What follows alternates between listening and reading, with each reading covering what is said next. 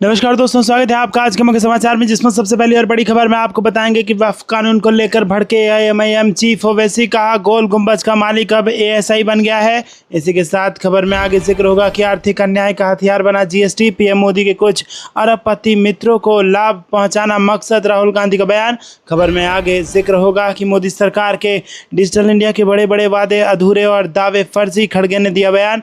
खबर में आगे आपको बताएंगे कि सरिस्का टाइगर रिजर्व के प्लान पर भड़के अशोक गहलोत, भजनलाल सरकार पर उठाए सवाल, बोले रद्द करो इसे। और इसी के साथ खबर में आगे जिक्र होगा कि बिहार चुनाव से पहले चिराग पासवान को झटका, पूर्व विधायक समेत 3 बड़े नेताओं ने थामा कांग्रेस का हाथ। दोस्तों, हर एक खबर की गहराई में आपको ले जाएंगे, लेकिन उससे पहले आपसे निवेदन की वीडियो कीजिए लाइक और चैनल को सब्सक्राइब करके बेल आइकन दबाकर कमेंट में लिखिए जय हिंद। रुक करते हैं सबसे पहली और बड़ी खबर की तरफ, जहां पर आपको बता दें कि वक्फ कानून को लेकर भड़के एआईएमआईएम चीफ ओवैसी, कहा गोल गुंबज का मालिक अब एएसआई बन गया है। जी हाँ दोस्तों, ऑल इंडिया मजलिस इत्तेहादुल मुस्लिमीन के सुप्रीमो असदुद्दीन ओवैसी ने वक्फ कानून और उत्तर प्रदेश में कांवड़ यात्रा के दौरान की जा रही सख्ती को लेकर केंद्र सरकार और एनडीए के सहयोगी दलों पर जमकर निशाना साधा।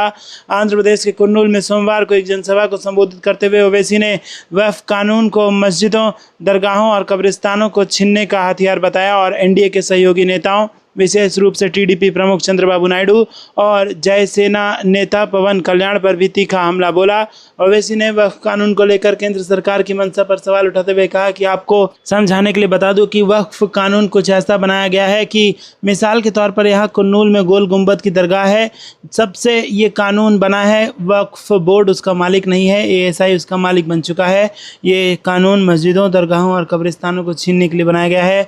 रुक करते हैं अगली ब्रेकिंग न्यूज़ की तरफ। आर्थिक अन्याय का हथियार बना जीएसटी, पीएम मोदी के कुछ अरबपति मित्रों को लाभ पहुंचाना मकसद, राहुल गांधी का आरोप। जी दोस्तों, कांग्रेस नेता राहुल गांधी ने माल एवं सेवा कर यानी कि जीएसटी के लागू होने के 8 साल पूरा होने के मौके पर मंगलवार को आरोप लगाया कि आर्थिक अन्याय का एक हथियार बन गया है और इसे प्रधानमंत्री नरेंद्र मोदी के कुछ अरबपति मित्रों को लाभ पहुंचाने के लिए डिजाइन किया गया है। लोकसभा में नेता प्रतिपक्ष ने मौजूदा जीएसटी प्रणाली में संशोधन की मांग करते हुए कहा कि भारत एक ऐसी कर प्रणाली का हकदार है जो केवल विशेषाधिकार प्राप्त कुछ लोगों के लिए नहीं बल्कि सभी के लिए काम करे। जीएसटी को 1 जुलाई 2017 को लागू किया गया था। राहुल गांधी ने एक्स पर पोस्ट किया कि 8 साल बाद मोदी सरकार का जीएसटी कोई कर सुधार नहीं है, ये आर्थिक अन्याय और कॉरपोरेट भाईचारे का एक बर्बर हथियार है। इसे गरीबों को दंडित करने, एमएसएमई को कुचलने, राज्यों को कमज़ोर करने और प्रधानमंत्री के कुछ अरबपति दोस्तों को लाभ पहुंचाने के लिए डिज़ाइन किया गया था। राहुल गांधी ने दावा किया कि अच्छे और सरल कर का वादा किया गया था, लेकिन भारत को 5 अलग अलग दर वाली कर व्यवस्था मिली, जिसे 900 से अधिक बार संशोधित किया गया है। रुक करते हैं अगली ब्रेकिंग न्यूज़। मोदी सरकार के डिजिटल इंडिया के बड़े बड़े वादे अधूरे और दावे फर्जी, खड़गे का बयान। जी दोस्तों, कांग्रेस अध्यक्ष मल्लिकार्जुन खड़गे ने मंगलवार को कहा कि मोदी सरकार के डिजिटल इंडिया कार्यक्रम को लेकर किए गए बड़े बड़े वादों के बावजूद वादे अधूरे और दावे फर्जी हैं। उन्होंने कहा कि इससे निजता को नुकसान पहुंचा है और पारदर्शिता भी कमजोर हुई है। डिजिटल इंडिया भारत को डिजिटल रूप से सशक्त समाज और ज्ञान आधारित अर्थव्यवस्था में बदलने की दृष्टि से प्रधानमंत्री नरेंद्र मोदी के नेतृत्व वाली सरकार द्वारा 1 जुलाई 2015 को शुरू किया गया एक प्रमुख कार्यक्रम है। इसके 10 साल पूरा होने के मौके पर खड़गे ने उन गाँवों और स्कूलों का हवाला दिया जहाँ अभी तक ब्रॉडबैंड कनेक्टिविटी नहीं पहुँची है। उन्होंने सरकार के स्वामित्व वाली दूरसंचार कंपनियाँ एमटीएनएल और बीएसएनएल पर बढ़ते कर्ज और साइबर अपराधों में वृद्धि का भी उल्लेख किया। खड़गे ने एक्स पर पोस्ट किया कि मोदी सरकार की डिजिटल इंडिया के बड़े बड़े वादे अधूरे रहे और दावे धरे के धरे रह गए हैं। उन्होंने दावा किया कि 26 जून 2025 तक भारत नेट परियोजना के तहत कुल 6.55 लाख गाँवों को ब्रॉडबैंड से जोड़ने का लक्ष्य रखा गया था, लेकिन इनमें से 4.53 लाख गाँव यानी कि 65% को अब भी कवर किया जाना बाकी है। दोस्तों, आपको बता दें कि कांग्रेस अध्यक्ष ने कहा कि परियोजना की समय सीमा को 11 वर्षों में कम से कम 8 बार संशोधित किया गया है। फिलहाल केवल 0.73% ग्राम पंचायतों में वाईफाई सेवाएं हैं, जहां निजी खिलाड़ी 5G का विकल्प दे रहे हैं। वहीं बीएसएनएल का 1 लाख 4G टावर लगाने का अपना लक्ष्य अभी तक पूरा नहीं हुआ है, 1/3 टावर लगाए जाने बाकी हैं।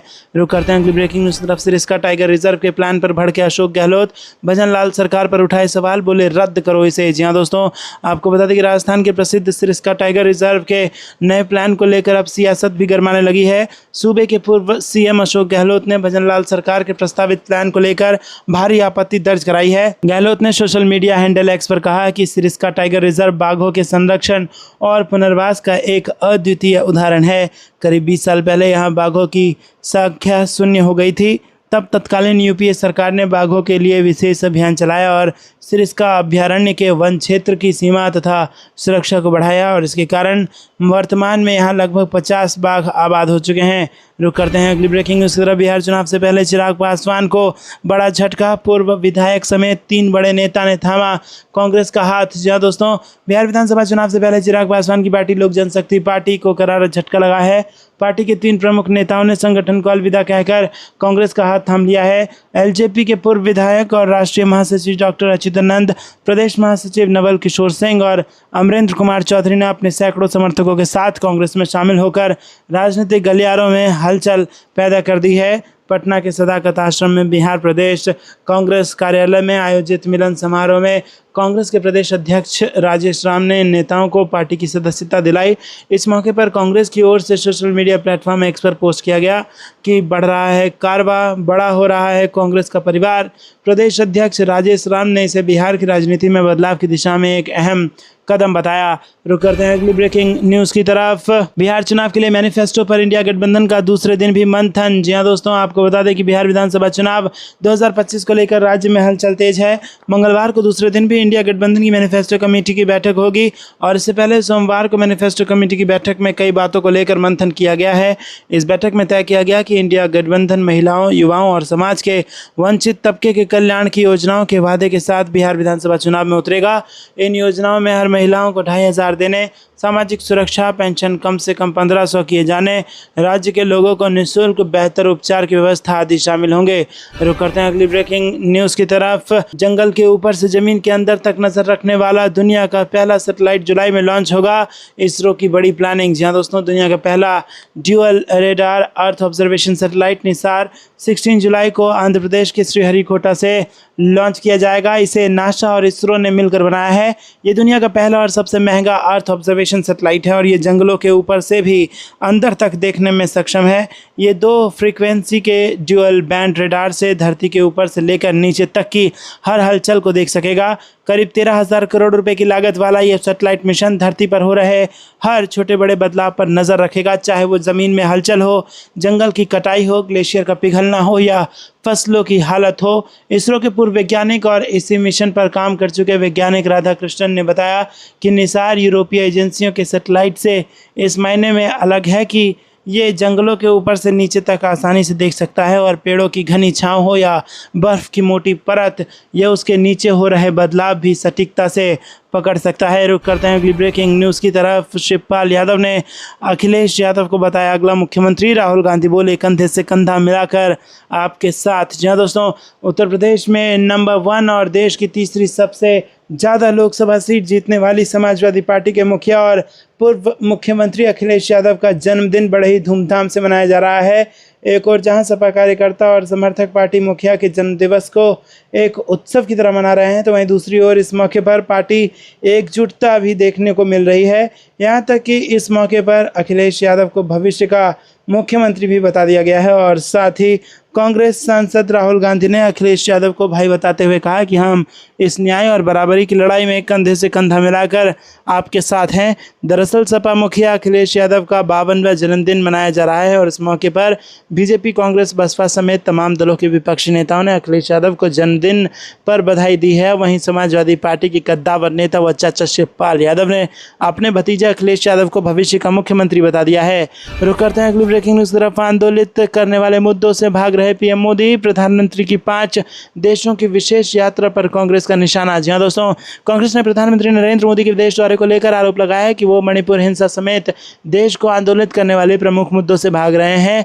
पार्टी महासचिव जयराम रमेश ने प्रधानमंत्री की 5 देशों की विदेश यात्रा शुरू होने से पहले उन पर निशाना साधा। प्रधानमंत्री मोदी ब्राजील में ब्रिक्स शिखर सम्मेलन में भाग लेने और ग्लोबल साउथ के कई प्रमुख देशों के साथ भारत के संबंधों को प्रगाढ़ करने के लिए 2 जुलाई से 5 देशों की यात्रा करेंगे। विदेश मंत्रालय के अनुसार इस 8 दिवसीय यात्रा के दौरान मोदी ब्राज़ील के अलावा घाना, त्रिनिदाद और टोबैगो, अर्जेंटीना, ब्राज़ील और नामीबिया भी जाएंगे।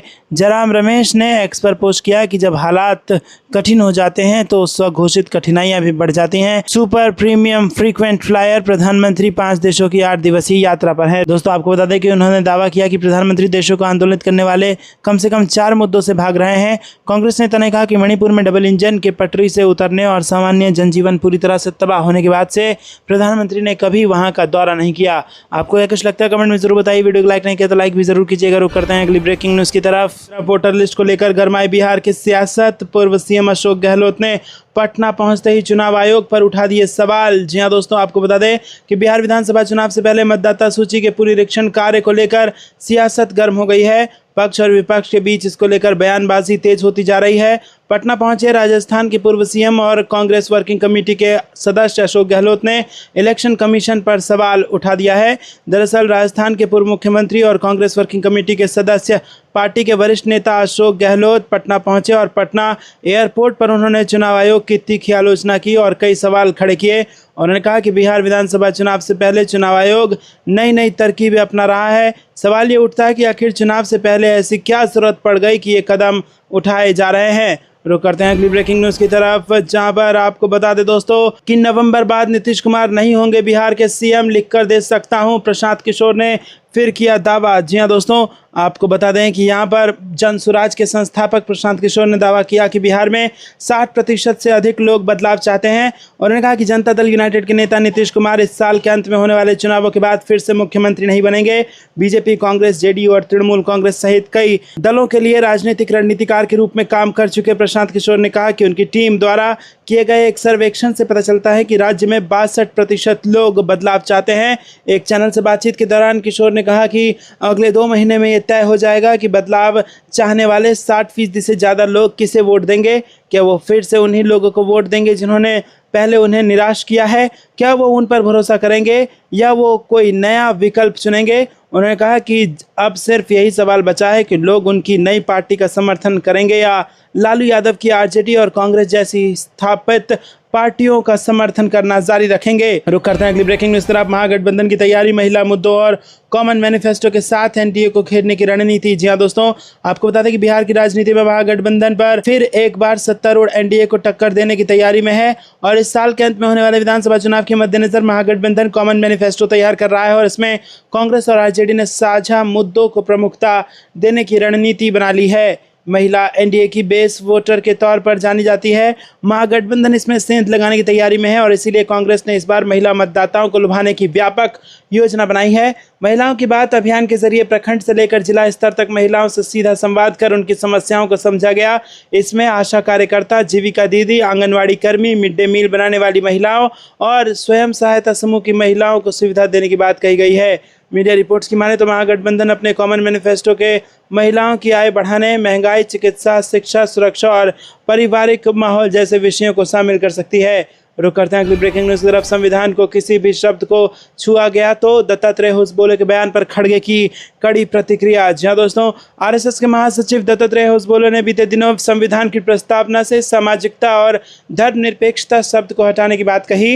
होसबोले के इस बयान के बाद देश में सियासी गर्माहट तेज होती दिख रही है। ऐसे में अब कांग्रेस अध्यक्ष मल्लिकार्जुन खड़गे ने इस मामले में अपनी प्रतिक्रिया दी है और उन्होंने कहा कि अगर संविधान के किसी भी शब्द को छुआ गया तो कांग्रेस उसकी कड़ी विरोधी होगी और वो अंतिम दम तक लड़ाई लड़ेगी। दोस्तों, बेंगलुरु में पत्रकारों से बातचीत के दौरान मल्लिकार्जुन खड़गे होसबोले को मनुस्मृति का समर्थक उन्होंने बताया और कहा कि वो गरीबों और कमज़ोर वर्ग को आगे बढ़ाने नहीं देना चाहते हैं। वो हज़ारों साल पुरानी व्यवस्था को बनाए रखना चाहते हैं, इसीलिए वो समाजवाद, धर्मनिरपेक्षता और संविधान के मुख्य सिद्धांतों को पसंद नहीं करते। उन्होंने कहा कि ये सिर्फ होसबोले की सोच नहीं बल्कि पूरे आरएसएस की विचारधारा है। रुक करते हैं अगली ब्रेकिंग न्यूज तरफ। 5 जुलाई को विजय रैली में होंगे शामिल उद्धव राज ठाकरे। 3 लैंग्वेज जीआर रद्द होने को बताया मराठी अस्मिता की जीत। जी हां दोस्तों, मराठी भाषा के मुद्दे पर एकजुट होकर महाराष्ट्र नवनिर्माण सेना के प्रमुख राज ठाकरे और शिवसेना यूबीटी प्रमुख उद्धव ठाकरे एकजुट होकर एक रैली में हिस्सा लेंगे।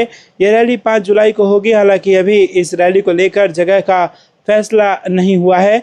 वहीं दोस्तों यूबीटी और मनसे की इस रैली को मराठी भाषा के समर्थन में एक ऐतिहासिक कदम के रूप में देखी जा रही है, जिसे 3 लैंग्वेज पॉलिसी से जुड़े सरकार आदेश को रद्द करने की जीत के रूप में मनाया जाएगा। राज ठाकरे ने सोमवार को प्रेस कॉन्फ्रेंस में महाराष्ट्र की जनता को 3 लैंग्वेज के जीआर को रद्द करने के लिए धन्यवाद दिया और कहा कि ये मराठी लोगों की एकता के कारण संभव हुआ है। ये क्रेडिट लेने का मुद्दा नहीं है। हमने जो मोर्चा प्लान किया था, अगर वो निकल जाता तो ये संयुक्त महाराष्ट्र आंदोलन की तरह ऐतिहासिक होता। रुक करते हैं अगली ब्रेकिंग न्यूज की तरफ। ऑपरेशन सिंदूर को लेकर डिफेंस अताशे के बयान से हंगामा, कांग्रेस ने साधा मोदी सरकार पर निशाना। जी हां दोस्तों, इंडोनेशिया में भारतीय दूतावास ने रविवार को कहा कि हाल ही में एक सेमिनार में उसके रक्षा अताशे द्वारा की गई टिप्पणी, जिसमें उन्होंने यहां पर संकेत दिया था कि भारतीय वायुसेना ने राजनीतिक बाधाओं के कारण ऑपरेशन सिंदूर के दौरान पाकिस्तान के हाथों अपने जेट विमान खो दिए, को संदर्भ से बाहर और गलत तरीके से प्रस्तुत किया गया था। यह स्पष्टीकरण तब आया जब कांग्रेस ने नौसेना अधिकारी के कबूलनामे को लपक लिया और मोदी सरकार पर मई में पाकिस्तान के साथ 4 दिवसीय संघर्ष के दौरान हुए सैन्य नुकसान पर देश को गुमराह करने का आरोप लगाया। इंडोनेशिया में भारतीय रक्षा अताशे की एक टिप्पणी से विवाद खड़ा हो गया है कि भारतीय वायुसेना को ऑपरेशन सिंदूर के प्रारंभिक चरण में अपने लड़ाकू विमान को नुकसान उठाना पड़ा, क्योंकि उसे पाकिस्तानी सैन्य प्रतिष्ठानों पर हमला न करने तथा केवल आतंकवादी ठिकाने को निशाना बनाने का आदेश दिया गया था। कैप्टन शिव कुमार की 10 जून की टिप्पणियों का कथित वीडियो रविवार को ऑनलाइन सामने, जिसमें उन्होंने कहा कि भारतीय वायुसेना ने 7 मई को ऑपरेशन सिंदूर के दौरान पाकिस्तान के हाथों अपने लड़ाकू विमान खो दिए, क्योंकि राजनीतिक नेतृत्व ने निर्देश दिया था कि उस दिन सीमा पार किसी भी सैन्य प्रतिष्ठान पर हमला नहीं किया जाएगा। रविवार को कैप्टन शिव कुमार द्वारा 10 जून को एक कार्यक्रम में की गई टिप्पणियों को कथित वीडियो सामने आने पर इंडोनेशिया स्थित भारतीय दूतावास ने कहा कि अधिकारी ने केवल ये तथ्य कहा था कि भारतीय सशस्त्र बल भारत के कुछ अन्य पड़ोसी देशों के विपरीत राजनीतिक नेतृत्व के अधीन काम करते हैं। रुक करते हैं अगली ब्रेकिंग न्यूज़ की तरफ। पाकिस्तान के साथ कर रहा एक्सरसाइज और बॉर्डर पर बना रहा एयरबेस, बांग्लादेश को लेकर सरकार पर बरसे ओवैसी। जी हाँ दोस्तों, AIMIM के अध्यक्ष असदुद्दीन ओवैसी ने केंद्र सरकार पर हमला बोलते हुए परभाणी से कहा कि BSF तुम्हारी इंटेलिजेंस तुम्हारा वो वहाँ निकल कर यहाँ आ गए, इनको ख्याल ही नहीं है। ये छोड़ो, कोई बांग्लादेशी परभाणी में आने की हिम्मत भी नहीं कर सकता। ये भारत की अटूट सरजमी है। बांग्लादेश की अगर तुम बात करते हो तो बीजेपी वालों सुनो मेरी बात। बांग्लादेश में जब से यूनुस आए हैं, बांग्लादेश पाकिस्तान की नेवी के साथ एक्सरसाइज कर रहा है। बांग्लादेश की फ़ौज पाकिस्तान के मुनीर से जाकर मिल रही है। बांग्लादेश और चीन भारत के बॉर्डर के पास एयरबेस बना रहे हैं और इसकी फिक्र नहीं है तुमको। ज़रा शर्म करो। देश में अवैध घुसपैठ और अवैध प्रवासियों को लेकर प्रशासन सख्त है। अवैध प्रवासियों के खिलाफ कई एक्शन हुए हैं और इसी कड़ी में पश्चिम बंगाल की सरकार ने उड़ीसा की सरकार पर आरोप लगाए हैं। पश्चिम बंगाल की सरकार ने उड़ीसा सरकार पर आरोप लगाया कि उनके 100 से ज़्यादा मजदूर नागरिकों को शक के चलते हिरासत में लिया गया है। रुक करते हैं अगली ब्रेकिंग न्यूज़ की तरफ, जहां पर आपको बता दें कि तेलंगाना सरकार गिग वर्कर्स के लिए विधेयक लाएगी। जयराम रमेश बोले यह आर्थिक और सामाजिक न्याय को बढ़ावा देगा। जी हाँ दोस्तों, कांग्रेस ने सोमवार को कहा कि तेलंगाना में उसकी सरकार जल्द ही गिग श्रमिकों की सुरक्षा के लिए विधेयक लाने वाली है, जो आर्थिक और सामाजिक न्याय दोनों को सार्थक तरीके से बढ़ावा देगा। पार्टी महासचिव जयराम रमेश ने कहा कि कांग्रेस और राहुल गांधी का एक प्रमुख दृष्टिकोण श्रमिक न्याय है। तेलंगाना के श्रम मंत्री जी विवेक वेंकट स्वामी ने बीते शुक्रवार को कहा था कि राज्य सरकार जल्द ही गिग कर्मियों के कल्याण के लिए कानून पेश करेगी। कांग्रेस नेता राहुल गांधी ने गिग कर्मियों के अधिकारों की रक्षा के लिए कानून लाने का वादा किया था।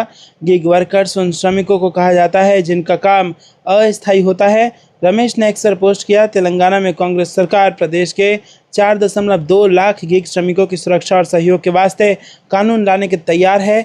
इसमें कई प्रमुख प्रावधान हैं। रुक करते हैं ब्रेकिंग न्यूज़ की तरफ। वोटर लिस्ट की समीक्षा की जरूरत सिर्फ पात्र नागरिक हो सकते हैं, शामिल निर्वाचन आयोग का बयान। जी दोस्तों, इलेक्शन कमीशन ने सोमवार को कहा कि मतदाता सूचियों के विशेष गहन पुनरीक्षण की जरूरत है, क्योंकि ये कई कारणों से बदलती रहती है और संविधान में प्रावधान है कि केवल पात्र नागरिक ही मतदाता सूची का हिस्सा हों और जो नहीं है वो वोट नहीं दे सकें। आयोग ने यह टिप्पणी उस वक्त की है जब कई विपक्षी दलों ने कहा है कि गहन पुनरीक्षण के कारण राज्य मशीनरी का उपयोग करके बड़ी संख्या में मतदाताओं को मताधिकार से वंचित किए जाने का खतरा है। आयोग ने एक बयान में कहा कि मतदाता सूची में संशोधन जरूरी है क्योंकि ये निरंतर बदलाव से गुजरने वाली सूची होती है जो मौतों, प्रवासन के कारण लोगों के स्थानांतरण और 18 वर्ष के नए मतदाताओं के जुड़ने के कारण बदलती रहती है। आपको अगर लगता है दोस्तों कमेंट में जरूर बताइए। वीडियो को लाइक नहीं किया तो लाइक जरूर कीजिएगा। रुक करते हैं अगली ब्रेकिंग न्यूज की तरफ। सिरिस्का टाइगर रिजर्व को लेकर कांग्रेस ने बीजेपी पर साधा निशाना। जयराम रमेश बोले विनाशकारी साबित हो सकता है ये कदम। जी हां दोस्तों, अलवर के सिरिस्का टाइगर रिजर्व के सीटीएच क्षेत्र को लेकर मामला अब गर्माता जा रहा है। कांग्रेस ने इसका विरोध शुरू कर दिया है क्योंकि उनका मानना है कि 50 से अधिक खनन गतिविधियों को फिर से शुरू करने और सिरिस्का टाइगर रिजर्व की सीमाओं को फिर से निर्धारित करने से बाघों के आवास में खलल पड़ेगा। इसके विरोध में रविवार को केंद्र और राजस्थान सरकार पर निशाना साधते हुए कहा गया कि ये कदम पारिस्थितिकी रूप से विनाशकारी होगा। उन्होंने आगे कहा कि इसके परिणाम स्वरूप दिसंबर 2005 में राष्ट्रीय बाघ संरक्षण प्राधिकरण और जून 2007 में wild life crime control bureau अस्तित्व में आया और इसके बाद सिरिस्का के साथ साथ पन्ना टाइगर रिजर्व ने भी बाघों को बसाने की प्रक्रिया शुरू कर दी गई। और हालांकि शुरुआत में कुछ विशेषज्ञों ने इस पर संदेह जताया था, लेकिन आज सिरिस्का में बाघों की संख्या 48 तक पहुंच गई है जो अपने आप में एक ऐतिहासिक उपलब्धि है।